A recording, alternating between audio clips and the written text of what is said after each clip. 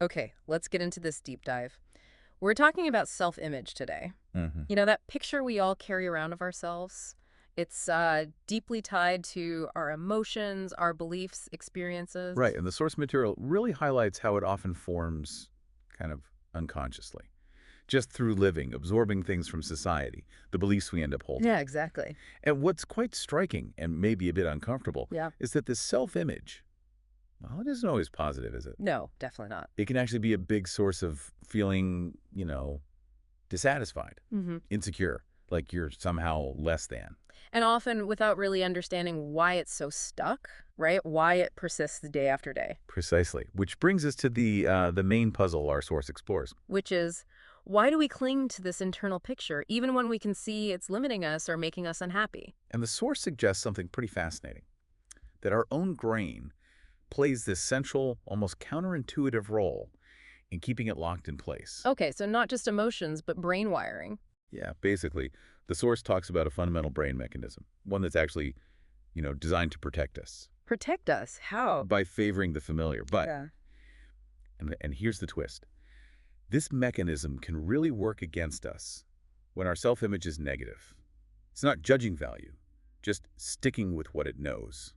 Interesting. So, our goal here in this deep dive is to really unpack that, explore this protective wiring based on the source. Hmm. And then look at how we can actually consciously start to shift it. The source mentions specific, gradual steps. Right, steps to help us build and really embrace a healthier self image. It's not about instant fixes. Definitely not. So digging into how the brain does this, the source explains that the brain basically treats your familiar self-image, good or bad, as its reality, its truth. Like, this is who you are as far as the brain's concerned. Exactly. Think of it less like a simple belief and more like a deeply worn neural pathway, a default setting. Okay, and because it's familiar. The brain gets really good at reinforcing it. The source notes, if you've internalized this feeling of, say, I'm not good enough or I'm unlovable, Yeah. your brain, kind of on autopilot, will selectively notice and give more weight to thoughts or interactions or experiences that seem to confirm that negative view. Ah, like confirmation bias, but turned inward. Precisely. It's an internal filter reinforcing the existing map. So it's not necessarily about emotional weakness then, it's more like a brain function trying to keep things consistent and Yeah. predictable, following the path of least resistance. That's exactly how the source frames it. This Mm. mechanism is fundamentally about survival, keeping us in predictable, known territory, But right? if that territory is negative self-belief, Then that safety of familiarity is actually harmful. Mm. It actively keeps you stuck in that self-defeating loop. wow, okay, that makes a lot of sense, but it also sounds kind of challenging to change. How do you reroute something the brain sees as its default? Well, that's the hopeful part the source really emphasizes. While the brain loves familiarity, it's also adaptable. Hmm, Neuroplasticity, right? right. So we can learn to train it. We can teach it to accept a different, more positive picture of ourselves. But it takes work. It takes conscious effort, yeah, Mm. and repetition. Consistency is key to building and strengthening those new pathways for healthier thoughts and beliefs. So what kind of work are we talking about? What methods does the source suggest? It outlines several key practices. And again, these aren't quick fixes. They're more like deliberate exercises for the mind. Like what? Things like positive self-reflection. Not just vaguely thinking nice thoughts, but actively focusing on strengths, achievements, positive moments, really dwelling on them. Okay, active focus. Visualization too, but specifically sensory-rich visualization. Really feeling what it's like to embody that desired self-image. Hmm.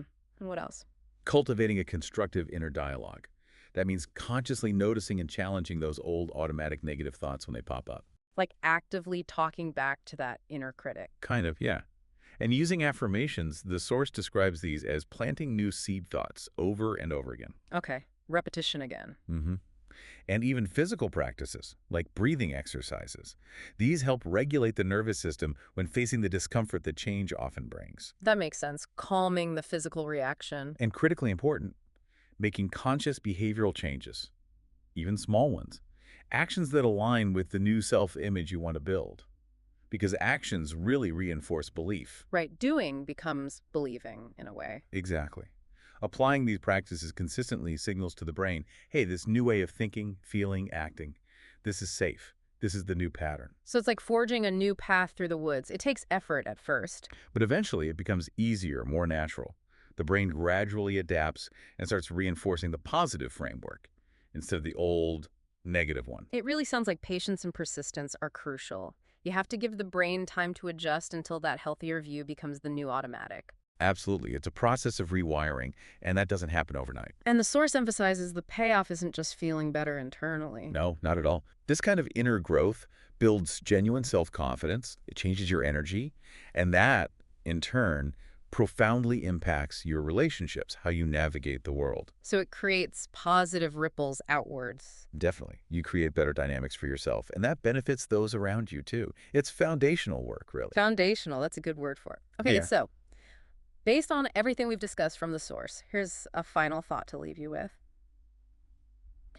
If our brain is wired to prioritize what's familiar, even over our own well-being when it comes to our self-image, Mhm. where else in your life might you be unconsciously accepting patterns that feel safe, but are actually limiting you without even realizing it?